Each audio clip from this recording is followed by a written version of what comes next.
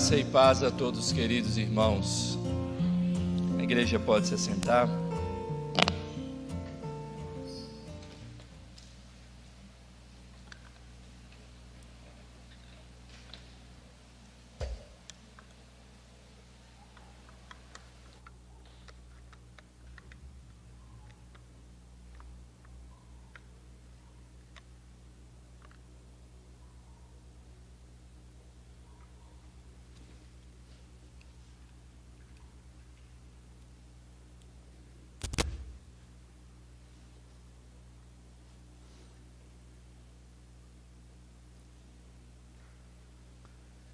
Quero convidar os queridos irmãos para abrirem as suas Bíblias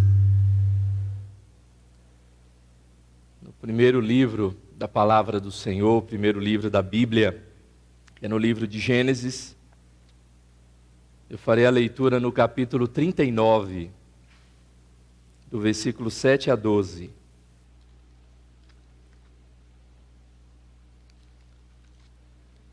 Gênesis 39,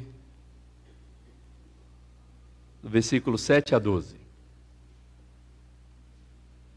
A palavra do Senhor nos diz assim: Aconteceu depois destas coisas que a mulher de seu senhor pôs os olhos em José e lhe disse: Deita-te comigo. Ele, porém, recusou e disse à mulher do seu senhor: Tem-me por mordomo meu senhor, e não sabe do que há em casa, pois tudo o que tem me passou ele às minhas mãos. Ele não é maior do que eu nesta casa, e nenhuma coisa me vedou, senão a ti, porque és sua mulher. Como, pois, cometeria eu tamanha maldade e pecaria contra Deus? Falando ela a José todos os dias, e não lhe dando ele ouvidos, para se deitar com ela e estar com ela, sucedeu que certo dia veio ele à casa para atender os negócios, e ninguém dos de casa se achava presente. Então, ela o pegou pelas vestes e lhe disse: Deita-te comigo. Ele, porém, deixando as vestes nas mãos dela, saiu, fugindo para fora. Vamos orar mais uma vez, queridos irmãos. Pai, nós queremos te louvar e te agradecer pela tua graça, pela tua misericórdia, louvar pelo teu Santo Espírito nos instruir através da tua palavra nesse instante. Eu rogo ao Senhor que dê o discernimento necessário à tua igreja, para que cada irmão aqui presente, para que cada um que está nos acompanhando, ó Pai, também online, possa compreender da tua vontade, possa ouvir a tua voz e possa ser edificado nesta noite. Sabemos que a tua palavra tem poder para transformar, tem poder para dar vida, tem poder para restaurar, tem poder para firmar e nos livrar. Por isso, ó Pai, é diante da tua palavra é que nos debruçamos nesta noite, neste momento, e que em nome de Jesus o Senhor nos conduza neste momento. Amém. Meus queridos, é fato que nós estamos vivendo em dias em que a moral da sociedade tem sido cada vez mais baixa ao nível da moral da sociedade. Às vezes tenho conversado com alguns adolescentes da igreja e jovens também, e tenho dito que tenho orado muito por eles, porque os dias de fato são maus. E são terríveis lutar nesses dias para manter a sua vida moral correta e, principalmente, para manter a sua obediência a Deus, a sua vida a Deus fielmente. Não sei quantos dos irmãos conhecem Nicolas Ferreira, ou já o viu pela internet possivelmente. Um jovem de 25 anos, que em 2020 foi o segundo mais votado na história de Belo Horizonte. Este jovem é cristão, este jovem já em algumas entrevistas se declarou virgem e que a sua intenção é casar virgem e quando começar a namorar de fato para casar. O texto em que nós lemos é um texto em que nós vemos aqui um jovem também, um personagem principal desse momento aqui, desta família e dessa história. Inclusive, nós falamos sobre ele na escola dominical, o professor Edmar, falando sobre a família de Jacó, citou José. No versículo 2 do capítulo 37, fala que idade José tinha nesse momento. José tinha apenas 17 anos, ainda um adolescente, no momento em que aquele entreveiro entre ele e seus irmãos, onde os seus irmãos o joga ali naquele poço, onde ele é vendido, é levado como escravo ao Egito, e então ele é colocado como mordomo da casa desse senhor chamado Potifar. Quem sabe tenha passado alguns meses, quem sabe ele já estava próximo dos 18 anos, ou assim por diante, mas ainda era muito jovem. Era um jovem que era muito amado pelo seu pai, inclusive, talvez, possivelmente, por ser filho da esposa que Jacó mais amava. A palavra de Deus diz que ele o amava porque era filho da sua velhice, mas a gente se lembra e deve se lembrar que José não foi o último filho de Jacó. Jacó, depois disso, teve outro filho com a mesma esposa, Raquel, o Benjamim, que inclusive Raquel faleceu do parto, tendo Benjamim. Então era outro filho com a mesma mulher e também era o mais jovem, e era filho da sua velhice também. Mas algo atraía José à preferência do seu pai, muito amado pelo seu pai. Não somente isso, e o oposto disso, José tinha irmãos extremamente raivosos, irados. Certamente não tinha nem uma proximidade com Deus, ou relacionamento íntimo com Deus, mas porque a reação desses irmãos diante da atitude de José é algo que a Bíblia vai dizer no versículo 4 do capítulo 37 também, que quando José ele fala essas coisas, se coloca diante dos irmãos com as suas atitudes, entregando os seus irmãos quando erravam, ao seu pai, diz que os seus irmãos, vendo pois seus irmãos que o pai o amava mais que a todos os outros, odiaram-no e já não lhe podia mais falar pacificamente. Ou seja, só do seu pai preferir-lhe mais que os outros, já gerou um grande ódio no coração dos seus irmãos. E diz que não havia mais relacionamento pacífico entre os seus irmãos e José. Além disso, José ainda tem algumas atitudes que faz com que esta ira e o furor dos seus irmãos se levante contra ele. Outra coisa que a gente percebe aqui são os sonhos, ou sonhos grandiosos de José. José teve alguns sonhos de grandeza, mas sonhos que Deus havia lhe dado. No versículo 5 do capítulo 37 também diz que teve José um sonho e relatou a seus irmãos. Por isso o odiaram ainda mais. E isso contribuiu, acendeu a ira no coração desses irmãos, a ponto deles intentarem contra a vida de José. Então eles se voltam contra José e tentam matar José. Mas o primogênito, o mais velho, Rúben, diz: não vamos matar, não vamos tomar o sangue do nosso irmão nas nossas mãos. Mas Rúben não fez nada muito diferente. Eles somente não tiraram a vida de José com as próprias mãos, ali o sangue derramado nas mãos, mas o joga num poço, ele ali morreria também. Mas diz que, passando ali uma caravana, eles vendem o seu irmão a uns mercadores de escravos. Os midianitas passavam por ali. E eles entenderam que, bom, não matamos, eliminamos o nosso irmão do nosso meio, e ele vai nos deixar em paz agora. E aqueles grandes sonhos que ele tinha de governar sobre nós, nada mais é do que ele será mero escravo e puro escravo. Mas Deus estava com José, e então, conduzindo-o até o Egito, ele ali foi colocado, Potifar compra-o como escravo, e Potifar coloca-o para servir na sua casa. Mas a grande diferença aqui na vida de José é que Potifar não o colocara ali para ser um mero escravo e um mero servo, mas para ser o administrador da sua casa, o segundo homem, a mão direita, aquele que governaria todos os seus bens. Mas Potifar diz alguma coisa para José: de tudo você pode tomar e cuidar e fazer o que você bem entender, menos a minha esposa. Essa de forma alguma você intente contra ela. E é isso que José, inclusive, vai dizer. Mas a esposa de Potifar não era uma mulher muito fiel.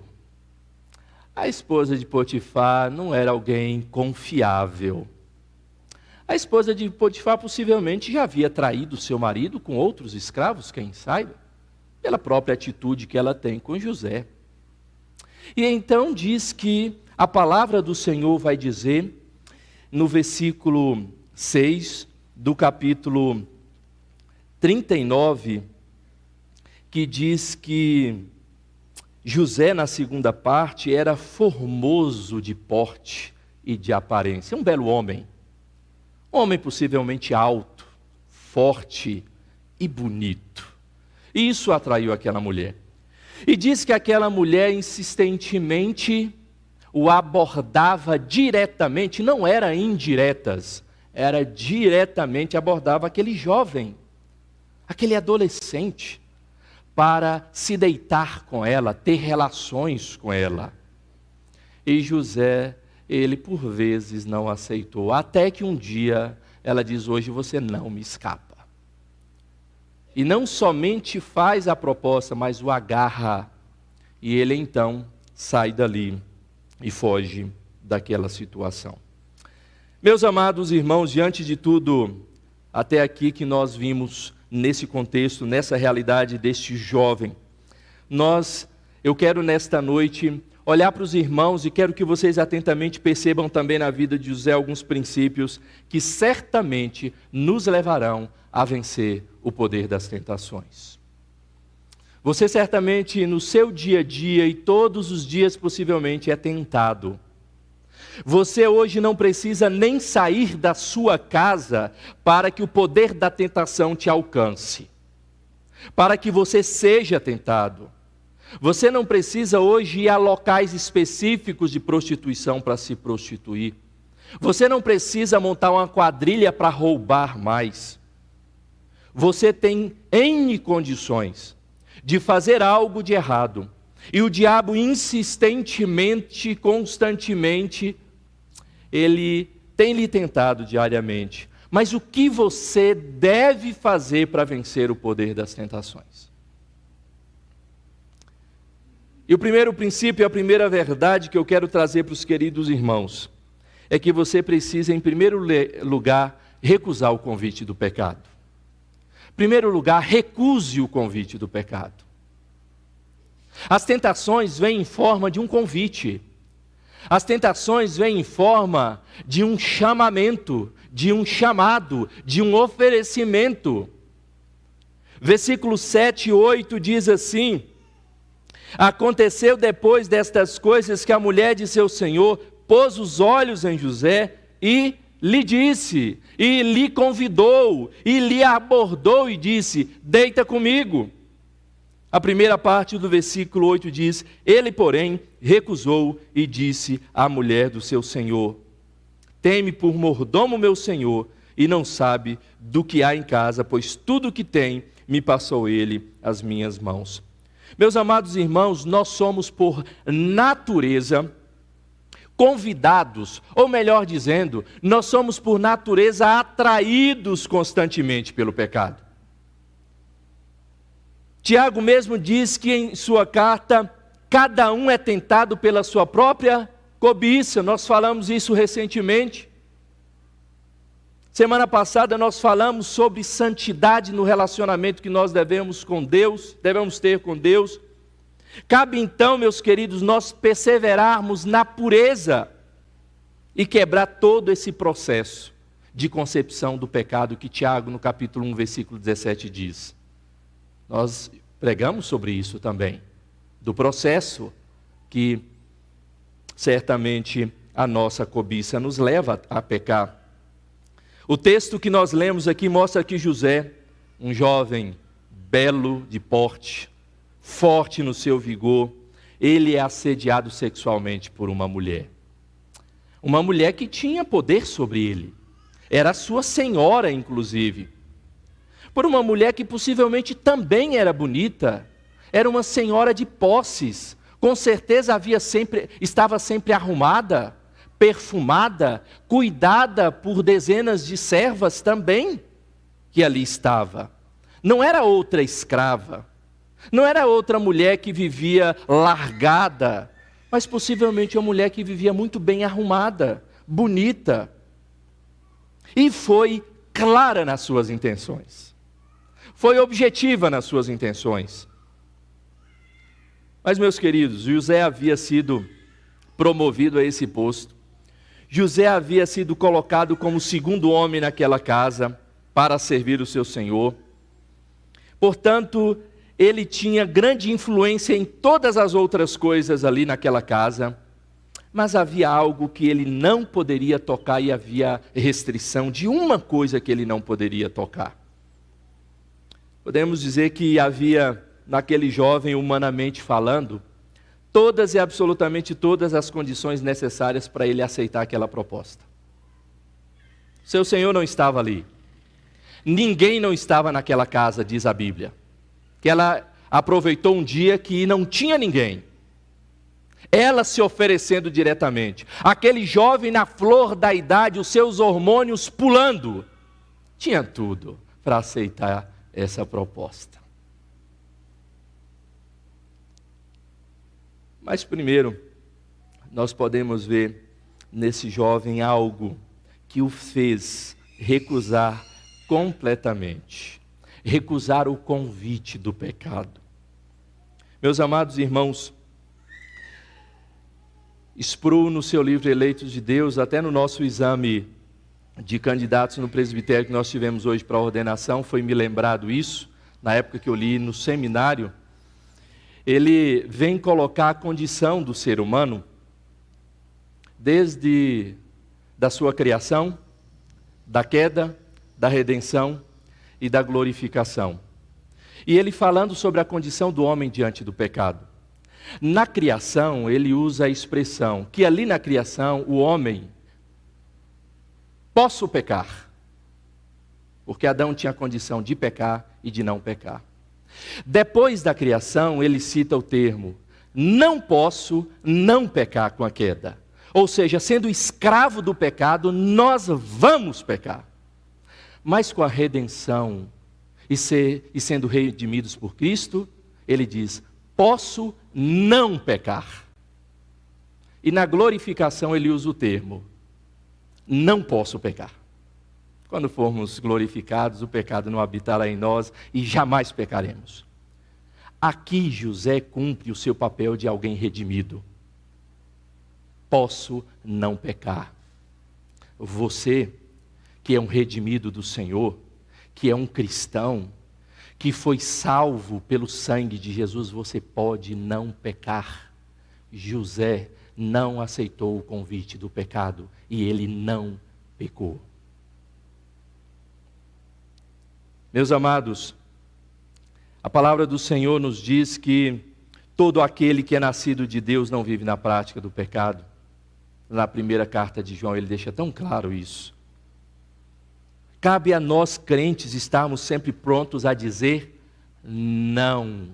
Não ao pecado e aos seus convites, às tentações e aos seus convites, a propostas indecentes do pecado. Nós fomos comprados, resgatados do lamaçal de pecado. Nós fomos lavados pelo sangue de Jesus. E assim, se alguém está em Cristo, é nova criatura. E as coisas antigas já passaram, e eis que se fizeram tudo novo. Todas as coisas se fizeram novas. O pecado já não tem mais o domínio sobre a sua vida. Compreenda isso. Às vezes nós ouvimos crentes usando essa desculpa para justificar o pecado que cometeu. Essa não vale. Ah, mas é porque a gente é pecador mesmo, né? Pecador, se você está vivendo escravo do pecado, você não foi redimido por Cristo. Se você foi redimido, você não é mais escravo do pecado. Então não use a desculpa de ser pecador para pecar e viver na prática do pecado. Meus amados, vendo o exemplo do jovem que eu citei na introdução, Nicolas Ferreira, eu ainda creio que nós podemos ter adolescentes e jovens que dizem não à tentação do pecado e podem viver uma vida pura. E ele não é exemplo único. Eu creio que você, maduro na sua fé, pode dizer não ao pecado e viver uma vida pura diante de Deus.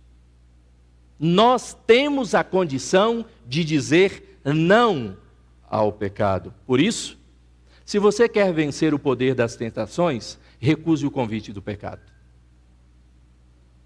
Pode vir registrado, pode vir na mão de um oficial de justiça, pode vir de qualquer jeito, não assine. Recuse. Você tem algo em você que lhe dá poder para fazer isso. O Espírito Santo.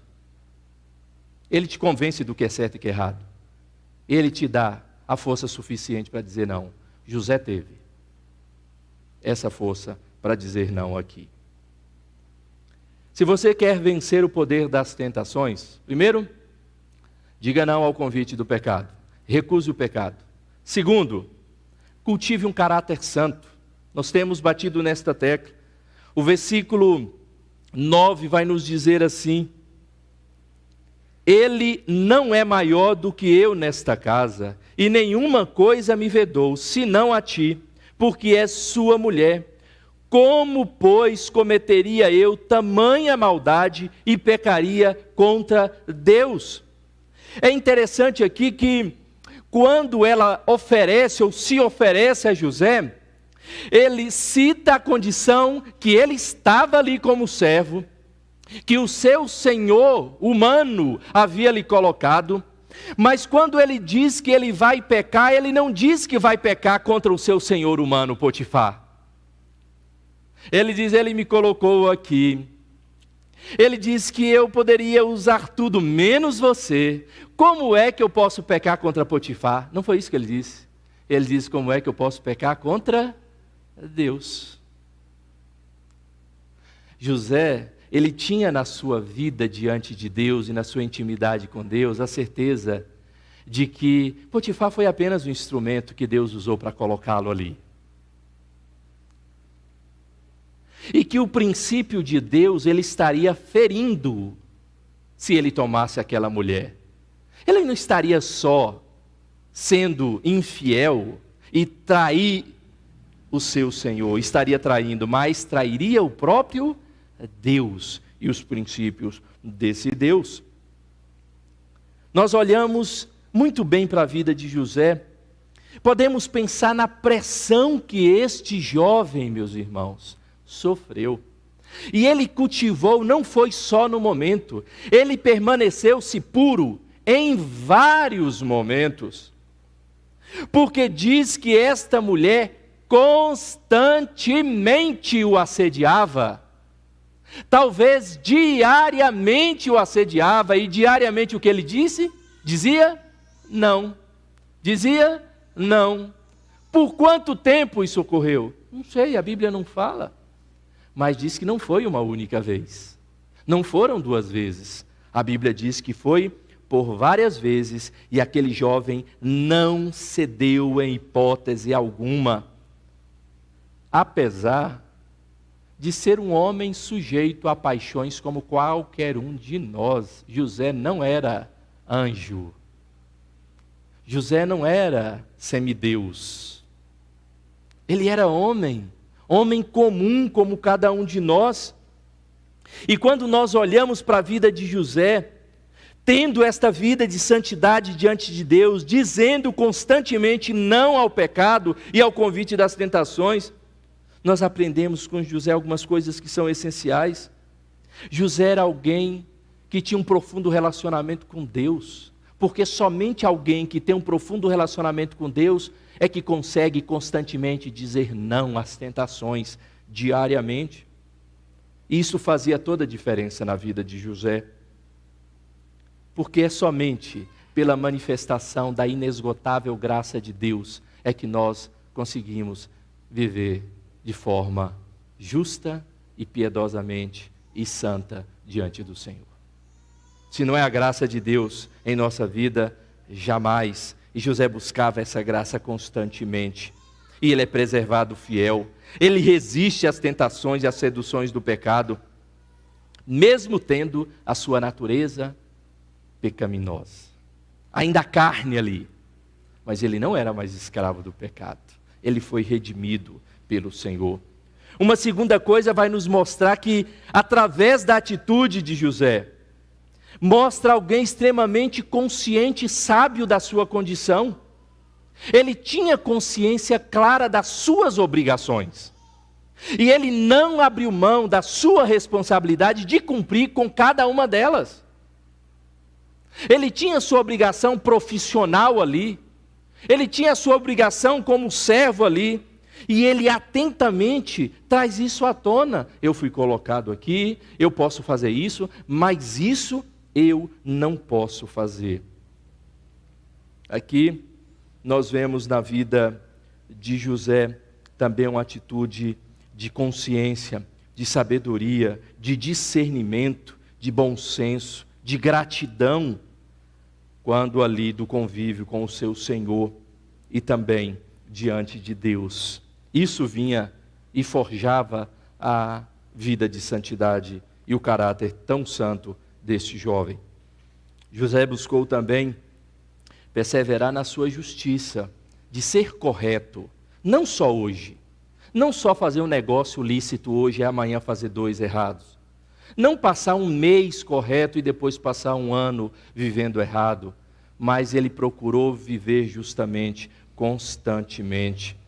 Mesmo todos os dias aquela mulher lhe tentando, ele dizia sempre não. Mesmo ela perturbando os seus ouvidos, ela recebia a mesma resposta. Meus amados irmãos, quando nós falamos desta natureza, que é tendenciosa ao pecado do ser humano, o apóstolo Paulo, quando escreve a carta aos Romanos, ele vai dizer, eu sei que em mim, ou seja, na minha carne, não habita bem nenhum. Eu sei que por mim mesmo não há bem algum, pois eu sei que o querer, o bem está em mim, mas não, porém, o efetuá-lo. Isso é a vida do ser humano.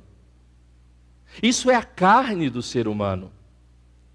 Mas então Deus entra com a sua graça e opera a sua graça na nossa vida. Deus entra com o seu Santo Espírito para de fato nos santificar e nos tornar mais santo cada dia. A grande diferença na luta diária do crente contra o pecado é o fato dele estar intimamente ligado com Deus. Porque se você estiver um pouquinho longe de Deus, tenha certeza que você já é derrotado, já está derrotado contra as tentações. Por isso, se aproxime cada vez mais, se ligue cada vez mais ao Senhor. E você terá a condição de fazer como José fez e dizer não, recusando o convite do pecado e também cultivando constantemente sua santidade. Meus amados irmãos, para mantermos e para vencermos o poder das tentações, recuse sempre. Mantenha sempre o seu padrão de vida justa diante do Senhor. Mas há uma terceira verdade que, se queremos vencer, se queremos agradar a Deus, porque assim agradaremos se vencermos o poder das tentações, fuja das situações de risco. Fuja das situações de risco.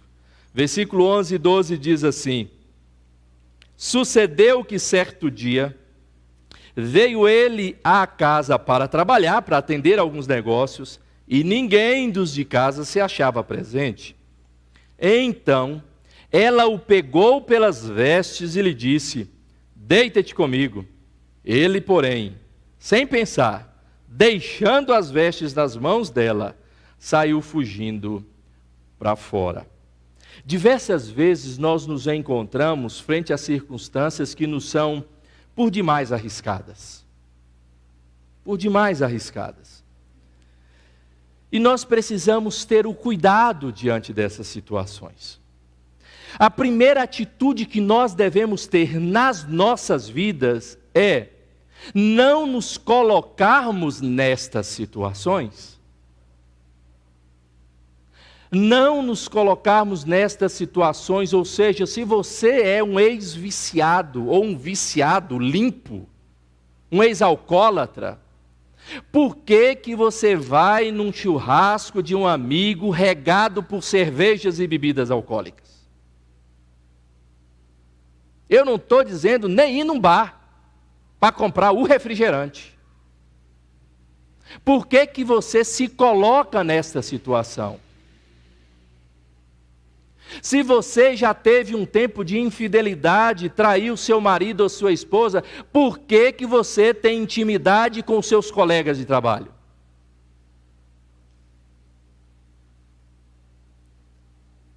Em muitas situações, nós precisamos deixá-las longe. Se você sabe que não resiste, por que você coloca o seu namorado, a sua namorada dentro do carro e vai parar em lugares desertos?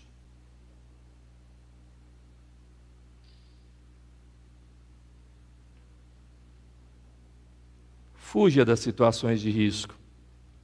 Aqui José, ele estava numa situação de risco, não foi porque ele se colocou numa situação de risco. Ele foi trabalhar. Mas nós podemos tomar uma decisão de evitar, em primeiro lugar, situações de risco, como eu já acabei de dizer.